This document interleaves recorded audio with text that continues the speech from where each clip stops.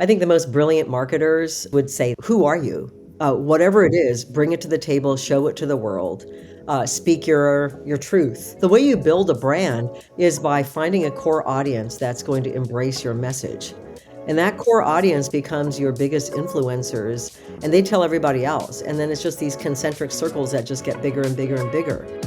Welcome to Brand Story, where we explore the heart and soul of brand building. Join us as we dive into the personal and professional journeys of brand leaders and storytellers and uncover the passion and authenticity it takes to craft positive brands. I'm your host, Steve Gilman, and my guest today is Miyoko Schinner. Miyoko is an American vegan activist, author, entrepreneur, chef, and the founder of the very successful CPG brand, Miyoko's Creamery. She's considered a pioneer in the production of vegan cheese and other products. In this episode, Miyoko and I discuss how personal authenticity drives brand success, why putting purpose before profit is so important, and how as leaders we should never compromise our core beliefs. Hi, Miyoko. Welcome to the program. Hi, Steve. I'm glad we finally caught up with each other. So thanks for being here today. And I'm going to jump in and ask you a few questions. You know, one of the things that I find fascinating about your story is that you really are one of the leading advocates for the rights of vegan food products to use terms like cheese and milk and those kind of terms. You were on the forefront of this, and now it's like we're all used to it now. But can you tell me a little bit about that? Because you won some arguments against the state of California around that, didn't you? Yes, yeah. So that was actually specifically about the word butter. When I was at Miyoko's, we received a letter from the state of California saying that we could not use the word butter on our products, and that we had to remove all images of cows and other livestock from our website and marketing materials because such images belong to the dairy industry, which I thought was pretty interesting. And so, I was already aware, having been part of the Plant-Based Foods Association, that we were not the first to receive such a letter from the state of California. And also, we had received similar letters from other states as well. Wisconsin, there was an issue that we had in Wisconsin. And then we had also received a sort of a class action lawsuit in the state of New York, all claiming that the use of the term butter was confusing. So what we did in the state of California, one thing that people do not realize is that California is the largest dairy state in the country. People think they associate Wisconsin with dairy, but the fact is California has more dairy cows, a bigger dairy industry per number of cows as well as actual dollar output than any other state in the country.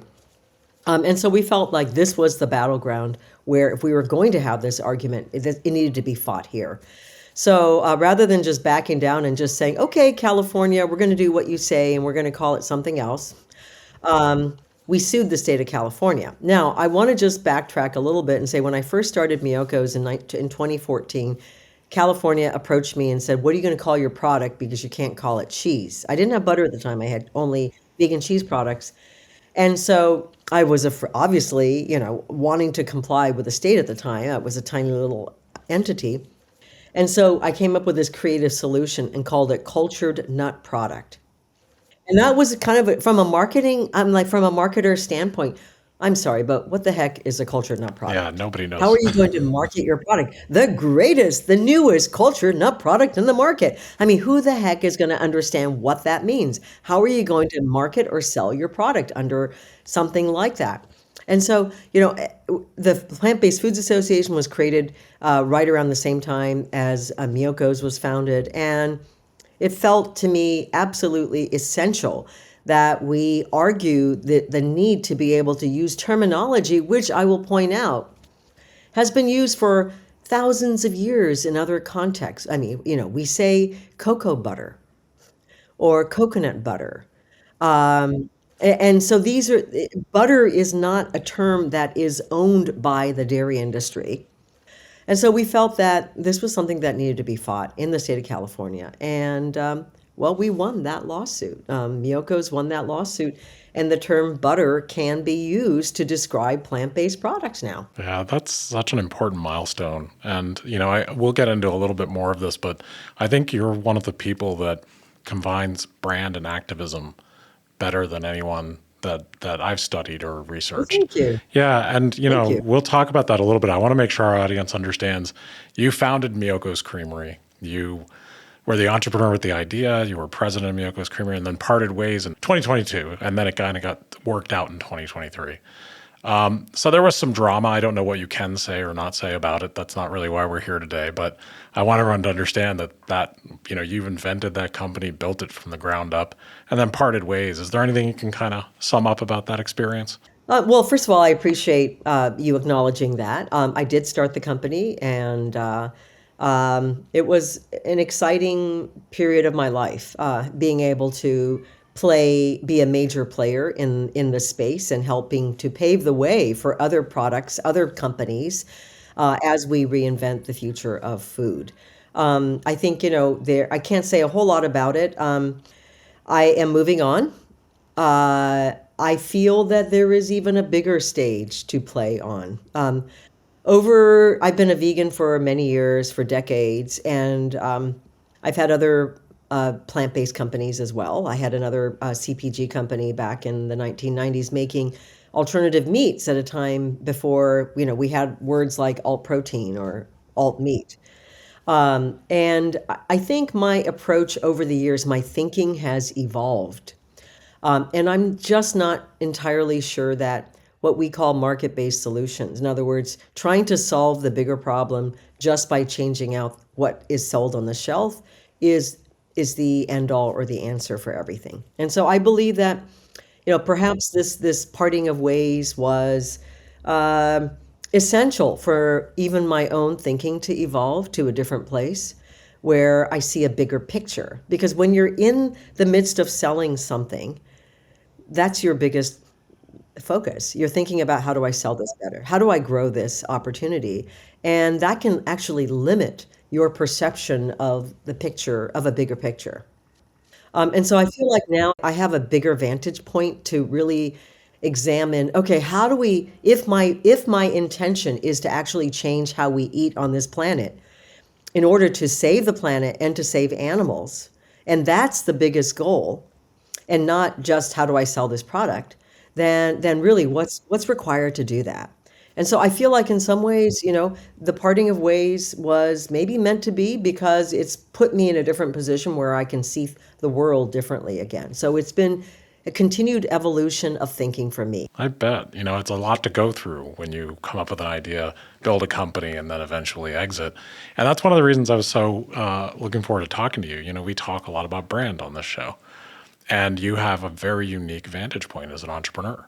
You invented a brand, you worked tirelessly to build it. It was very, very successful. But I think, one of the cool things about the brand and your journey is that, it wasn't just selling products for you, even from the beginning, was it? This is about much more than that. I think that's a mistake that a lot of people make. And I think, a lot of the Me Too brands, the people that see a movement, that see um, potential upside in a business opportunity, often jump in just for that reason. And they don't have anything other than that. They learn the language. They learn to say the right things. It's like, oh, I care about the environment, and so I started this company, or whatever. But the real conviction, the real belief, the real mission isn't there. Everyone today knows that you have to have a mission behind a brand. And so everyone says, yeah, we're a mission-based company. What we used to say is that we weren't a company with a mission, we were a mission with a company. Um, which is very, very different, because I started out with a mission and then the company came out of it. It wasn't, okay, I invented this company and now I need to find a mission for it. I did have another brand reach out to me one time and said, how do we become an authentic brand? And I thought, okay, that's a really strange question. It's a question that gets asked more than it should. It's definitely a question, because people realize that authenticity sells. You can't become authentic. You can't manufacture it. You can't manufacture it. You Yeah. either are or you aren't. And so, I think in some ways, a lot of the Me Too brands, the companies, the people that just see the opportunity and jump in, have helped fuel the oversupply while not augmenting the demand. Yeah, and I think that that's across the board for food brands and other kinds of brands. For other kinds of brands. And so we're kind of stuck, like whether it's online mattresses or whatever it is. But we're kind of at a point, I think, in our trajectory where there's more supply than there's demand. We haven't built that demand, and that conversation is now being had by people saying, "Wait a minute, we need to get back to creating awareness because product sales are declining, and they are declining." And we're now seeing a lot of alt meat companies begin to fold or close down. Or being acquired for pennies. And I think we're going to see a lot more of that because, I hate to say it, but that authenticity wasn't there. The real reason for creating something wasn't there. I love hearing that. I mean, I think that's what resonates with me about your story and about the brand you built and how successful it was is that, you were a mission with a company. And I think consumers sniff that out pretty quickly. People sense it. And if you're trying to manufacture your why, or you're trying to paste on a purpose onto your brand where you're really just trying to sell stuff, I don't think it's sustainable. No, and not only that, but I will add that what happens is you start out with a mission and you sell that mission as well as you sell the product. And people get excited by it because people want to find inspiration. People want a reason to believe in something. And then what happens is you get bigger, and then people come in from traditional CPG, from bigger brands, and they say, well, wait a minute, we need to back off on this mission thing. We need to tone it down a little bit, stop using words like vegan. Because we're going to scare people with all this activism. And the fact is, they're wrong. And a lot of brands do this. They're wrong because people actually are looking for leadership. People actually are looking for inspiration. And if you're just like every other brand, then there's nothing that distinguishes you. And it's just going to be a matter of fighting for price point, based on that. I've followed your story and your company and found your journey fascinating. And I can't imagine how many times you were told, don't talk about that so much, or don't be such a vegan, or try to appeal to more people. And my reaction too is be who you are. Be passionate. Exactly. Be real. Because I think that's what's attractive about your brand. I think that is, I think the most brilliant marketers and branders would say that. Say, who are you? Whatever it is, bring it to the table, show it to the world, speak your truth. And unfortunately, we're trained in people that come out of, I don't know, whatever, CPG, traditional CPG, don't understand that. And they try to tone it down. And that's when you start to lose your audience. Because I think the way you build a brand is by finding a core audience that's going to embrace your message. And that core audience becomes your biggest influencers, and they tell everybody else. And then it's just these concentric circles that just get bigger and bigger and bigger. And when you lose that, and all of a sudden you try to speak to everybody, you start to speak to the TAM, your total addressable market, the biggest market you possibly can. That's when you lose your voice and you lose everybody. To some people, it might just be aspirational. They might not be your core tribe, but they're on the sidelines and they wanna be like your core tribe. They want to care more. They want to try it out. But when you talk to everyone, you're saying nothing. You're saying absolutely nothing. Yeah, and you mean nothing to anyone. You mean nothing. And then it's just price point, which is on what's on sale this week. And I think there's also this belief that, oh, you just have to communicate by taste. And once again, taste is also subjective. As it has to be good, but beyond good, taste is very, very subjective. And what tastes good to one person isn't necessarily good to somebody else. Yeah, and you know what I think those people miss, and I think you always got right in everything you do, because I follow you online, and every message you do, everything you talk about, is that people buy everything emotionally. Yes. They don't buy Yes. it. It's Intellectually. 100%. Yeah, they don't go, oh, well, this product has this, and it's No. tastes good. They're not making logical decisions. It's about passion and attraction and Exactly. all these things. And it's amazing how many people lose that. And I think if you go to certain business schools, you come out and you think that human beings are logical. I've never met a No. logical human being. Exactly. And I think, really good marketers understand that. You speak to the spirit, the soul, the heart, Right. not the mind, not the intellect of the person.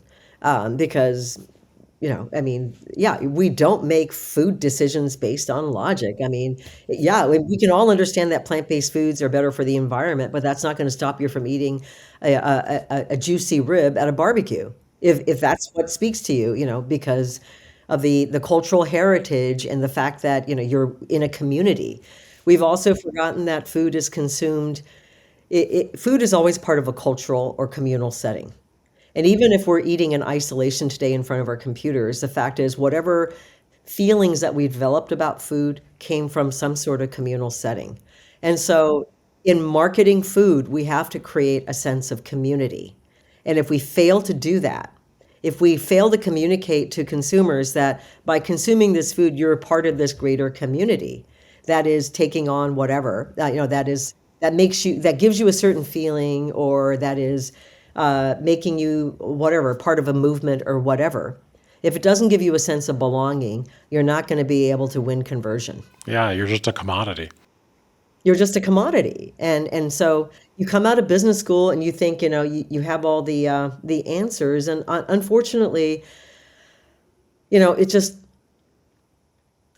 not a rinse and repeat thing, especially when you're trying to reinvent a category. When you're trying to actually repave the future, the way humans eat, it's more than just, switching out from one brand of potato chips to another. Everyone is on the path. I like to joke around and say everyone is a pre-vegan. Um, and so, you're on a path. Everyone's on a path somewhere. And there's no judgment about it. But I think that the most important thing is that you create community. And we've forgotten that. It's really inspiring. I mean, everything you've said about brand is so exciting to me because it's so on point of what I believe and what I've seen that actually works. You can never fake it. It's always has to be genuine. And another place that I think your story is really inspirational. We've been, and there may be people listening that don't know Miyoko's Creamery, but they may because the products are everywhere now. But you started that business at age 57. Yes, I did. I'm going to be 66 in a couple in a couple of months I actually. know, but So, like, good for yeah. you.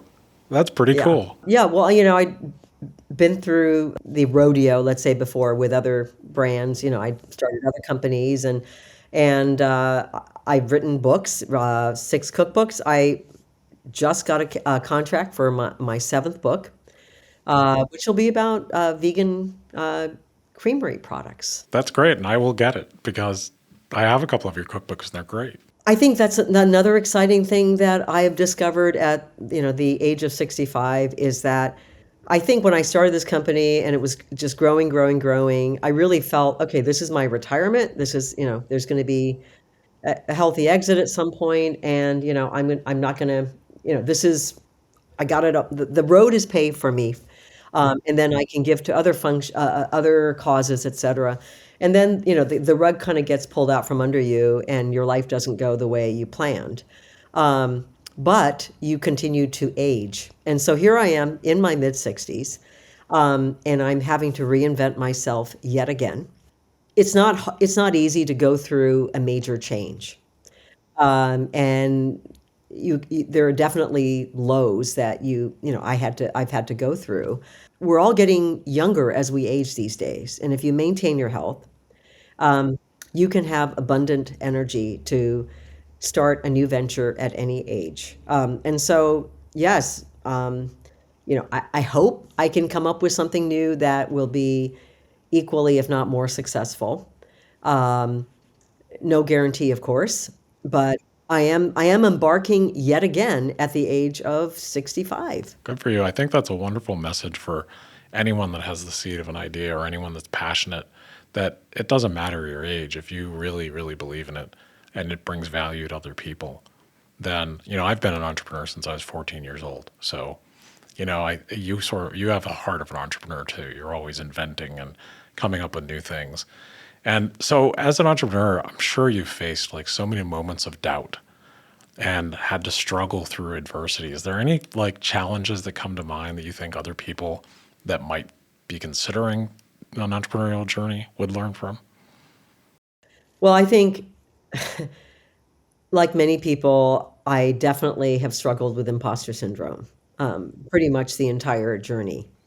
constantly second guessing myself, partly because, I didn't come out of business school. I have a degree in philosophy, which I think actually helped me because it has helped me question everything and think about things rather than just accepting that whatever I learned in, I don't know, in a book that I read was the truth.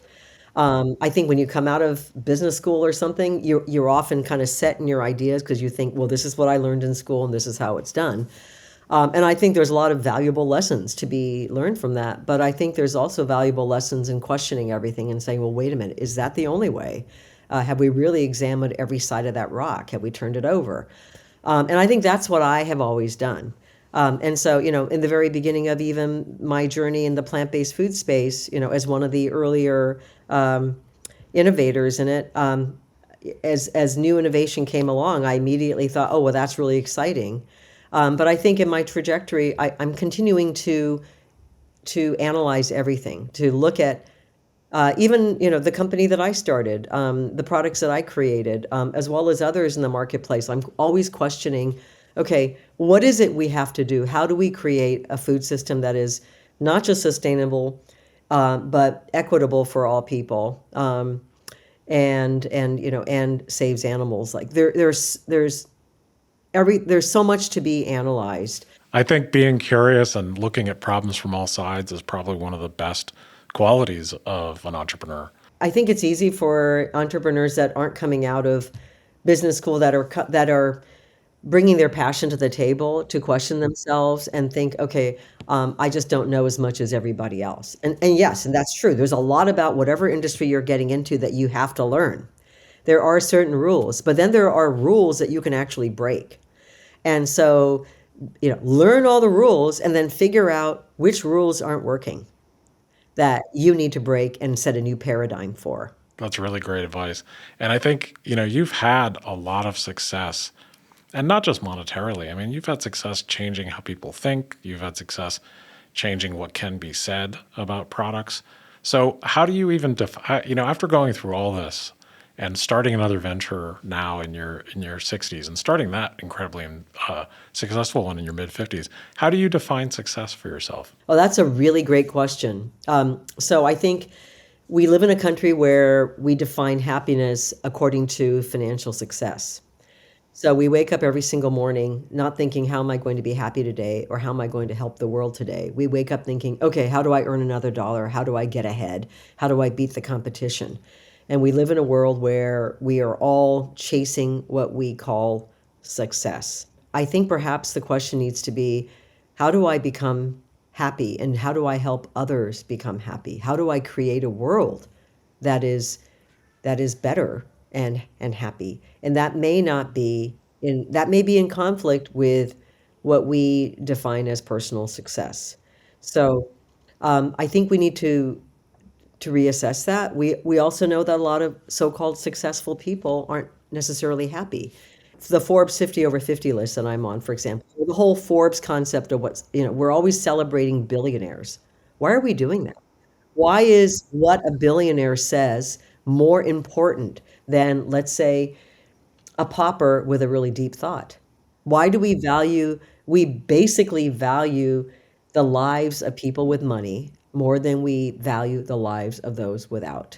And that's just wrong. And we need to really redefine the value of a human being in a different way. I think, at least I hope, there are other people that agree, a lot of other people that agree with that, and people that might be starting companies, that it's more about adding value and helping others. And it's not just about how much money you can make. I agree with you 100%. It's never for me been about how much money I could make and how much status I could get. It's adding value and then having a nice life to go with it. Because when those two go together, you function better and you add more value. We all need to make a living, but we don't need to make a killing. That's a great way to put it. This is what I get for talking to a philosopher. This is awesome. I'm enjoying this. But the why we worship billionaires is something I think about, like with Elon Musk and what's going on with the train wreck that is Twitter and everything. And money doesn't. A ton of money does not make you even sometimes the smartest person in the room. Sometimes you're just the luckiest. Exactly. But we listen to those with money more than we do those without. because we somehow equate success with, I don't know, the value of a human being, their intelligence or whatever. I'd much rather listen to Billy Collins and have him talk to me about meaning than listen to Elon Musk talk to me about what's important. That's for sure. Yes. That makes me wonder about something because you've had such a journey in your life, going from getting into plant-based foods, becoming a vegan, really being passionate about it and teaching others. What's something that you've changed your mind about as you've kind of gone through all the things you've gone through? I think I was of the mindset that the only way we could change the world, and get people to change how they ate was to change what was sold. So what's called market-based solutions. All we have to do is switch out a hamburger for a vegan burger, and then people are going to change how they eat. And it isn't true. It hasn't happened. And it isn't true. If people don't have a reason to buy the vegan burger, then why would they? Unless maybe it's cheaper. I mean, that would be a reason. But to make a long-term change, no, we have to also provide the reason, create the awareness, or people aren't going to buy those products. And so, once again, we go back to education, awareness, activism, advocacy. And maybe we need to reinvent how we do that. Yeah, I think it's so emotional. Yes. Any of the things that you just named, advocacy when done well is emotional. Education, when you teach someone something, if they can remember it emotionally and not just intellectually, it works better. And one of the reasons that I find the vegan movement and vegan food so fascinating is I've worked with hospitals for 25 years of my career. And so over and over again, I've seen people who have had really difficult health problems change their diet and get a better quality of life. So for them, yeah, it's a market-based solution. They need to do it. But then it becomes an emotional payoff. All of a sudden, they feel better. Their life is better. So I think that's one of the things I've seen where people adopt healthier diets. They get this reward that's highly emotional. Oh, absolutely. I mean, I know so many people that have changed their diet for health reasons that all of a sudden go, oh my God. And then there's this other benefit, Yeah, of, saving the environment. And right. that makes me feel good too. Yeah, Because exactly. not only do I feel better health wise, but I also know that my choices are saving the planet or saving animals or so. And then they get excited about that. And it's just this emotional, yeah, this trajectory of just feeling good about yourself. And you feel good about yourself, health wise, emotionally, intellectually, and it gets you even more excited and you become more passionate about it. I mean, I've seen this time and time again with people. Yeah, I think it's an amazing thing. And I think, you know, any company, any person trying to do good in the world and, be part of the solution, whatever the solution is, of just adding value to other people's lives and not taking advantage of people, but actually helping them. Certainly that's what you've done through your entire career. You're helping people eat healthy. You're helping people see an alternative way to eat things that don't make them sick. And I think that's so meaningful. For where you are right now, and you're looking at this whole new thing, what would you call this chapter of your life right now? Not the end. Not the great wind down. Maybe I was getting a little too comfortable thinking, okay, I'm going to be sitting nicely at some point in the near future, and I won't have to report to work every single day, and I'll be able to do other things, throw myself more into nonprofit work or whatever. And now I'm realizing, okay, what's the next chapter? I've got to fight not only for animals, which was really my objective before, and obviously the planet, but I also feel that I need to fight for women and people of color, because I've since everything happened, I've talked to so many women entrepreneurs and also some male entrepreneurs who are either black or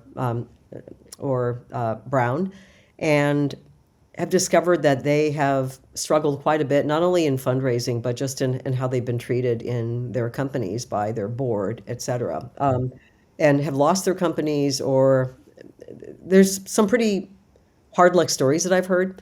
And many of them cannot come forward. Most of them can't come forward. And so, this story needs to be told. I want to create some sort of platform where women and people of color, entrepreneurs, can come together to talk about best practices. How do they protect themselves in the future?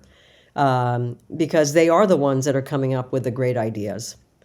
Um, and we don't value ideas. Well, we're going back to the topic before, we value the money. And so at the end of the day, it's always those with the money that hold all the cards. Yeah, they're almost the ruling class in a way. Yeah, no, they are the ruling class. I mean, throughout history, there were benefactors of great artists, for example. But the arts, the idea people often struggle because they're dependent on the money people. I think private equity, it's such a bizarre system we have among many bizarre systems we have, globally and in America. You have a very unique seat at this, so I'm glad that you're going to be talking to women leaders. I had seen that you had started to do that after Miyoko Creamery experience and as that wound down. But, private equity, I've seen it ruin so many companies because it's about extraction. You have to, if they put money in, they're going to extract value out. I mean, that is a really good way to to put it. There's got to be some sort of mathematical equation that represents that. But it really, really is true. I mean, there are companies that just completely fold that you never hear about again after private equity gets involved, or they just get completely watered down and they lose the essence that made the brand what it was initially. It'll be interesting to see what happens to this entire plant-based sector in the future. There's been a lot of really great ideas, a lot of copycats, but of the original idea makers, let's see, what happens. I hope it continues and grows and there becomes better equity, not in the way of like, dollar equity, but better equity. Yeah, better equity between the leaders and the inventors and the people with money. So I hope that you can encourage other leaders and, other women leaders to get a little bit better of a fair shake as they, put their lives on the line to create companies and create things for others people that, it's one of those things about capitalism where you have to have the money to scale anything. But, I've always been of the mind too that you don't actually have to scale everything as fast as you can. Well, thank you. And that's the way the world evolved for most of human history, And today, if you don't scale and scale rapidly, there's no chance of getting, a foothold in a marketplace, in a retailer or anything. And that's really, really sad because, as I said before, we just have to all make a living. You don't have to make a killing. Why don't we spread the equity, or spread the wealth so that we can have more producers, and support local economies. And, so instead of having just, a handful of vegan cheese companies, why don't we have a vegan cheese company, a small vegan cheese shop in every single municipality? Like, why not allow opportunity for more people, and give the equity back to them rather than, just having a handful of stakeholders who make a killing while others all fold. And that's the direction we're going. We have more billionaires than we've ever had in the history of the United States. And the way we consolidate power and money in a handful of corporations is going to just continue that trajectory. And we're going to have more and more losers and fewer winners. But the winners they'll hit the jackpot. It's a big issue and it's going to be very difficult to solve. But, the people who own businesses that are, the industry equivalent of successful series of food trucks tend to be happier and tend to feel better because they're adding value to their community. They're successful. They can pay their bills. They may even own a few, I'm just using this as an analogy, but a few restaurants in a small area. For a lot of people, that's good enough. It doesn't have to then become this big thing that's about as much money as possible and being famous and the accolades. So I think there's like a cultural part of this that's just really odd that we do. Exactly, Steve. I mean, you absolutely nailed it. We're all sort of caught up in this race to the top. And we can't just be happy. I mean, when I first started Miyoko's, my idea was actually to have a little vegan cheese shop in Fairfax, California, and then have the mountain bikers stop by and grab some cheese and a baguette before they went off on their ride. I mean, it was just a very simple, I live here, and it was like, okay, I want to do this, and I'll sell some products online, and it'll be a nice little business. Um, and I raised an initial seed round, which I thought was going to be it. Like, and then we got into Whole Foods, and it was like all of a sudden the race was on, and it was like, how do we get bigger, bigger, bigger, bigger, bigger all the time, and become, the one of the top known brands in the country. And that's one area where that evolution of my thinking has changed. Where I feel like, okay, we can't just continue to see ourselves as competitors trying to win over all of the others. Like, why don't we, I've always said we should be collaborators, but why don't we try to create a system where we can all win together? Um, and why do we all have to become, multimillionaires? Why can't we just make a living? Like, what is wrong with that? But we've forgotten, you know, that doesn't get the accolades. People don't say, "Oh, you're so successful," if all you have is a restaurant or a little cheap vegan cheese shop. Well, they should, because there's a lot of people. Yeah, like our business is very successful. We've been around. This is our 29th year in business. But Congratulations. thank you. And I've had several opportunities to scale it or, be purchased or make it bigger and bigger. And for whatever reason, my instincts have always been to have it big enough to be sustainable, but not so big that it spirals into something that loses its heart. So yeah, we're not like in New York City in a giant skyscraper, but we're plenty successful and everyone here is happy, and that's all I care about. And when we get to help our clients, we help them. Yeah. So I think more of that would be great, wouldn't it? I completely concur. And I don't know how to get off of this because the system in CPG is all about growth. It's very, very hard. I don't know how we get out of this private equity system. I think crowdfunding is a great opportunity. I mean, there's a lot of that now, and I think we need to embrace that more because it's now legal to raise equity. There are, crowdfunding equity platforms that didn't exist before. The SEC has created rules around that, which is it was not possible 10 years ago, but it is today. And so, maybe that's a new trajectory that will help create more equity for more companies. I really hope so, because I think it would be good on so many levels, and I think it is much more difficult in CPG than some other industries, like service industries are usually the easiest to scale to a reasonable level, and not just have it spiral out of control. But yeah, it's like when CPG, it's an unimaginable pressure for growth at all costs. So I can't keep you all afternoon, even though I would like to, because I'm so enjoying this conversation. This has been fascinating. Thank you so much for your time. But I have one last question for you. If you could give your younger self any advice at this point, what would it be? Oh gosh. I would say to my younger self, who is full of self-doubt, I believe, don't lose your authenticity. Don't give it away to the so-called experts. I think from early on, I held back in previous businesses.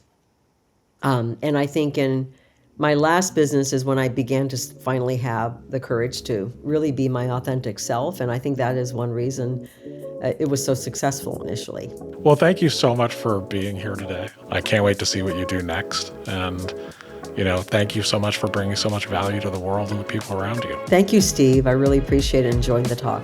Want to hear more inspiring stories? Subscribe on your preferred podcast app so you don't miss an episode. And if you like what we're doing, please rate, review, and share. It's the best way to support us. Thank you for listening to Brand Story.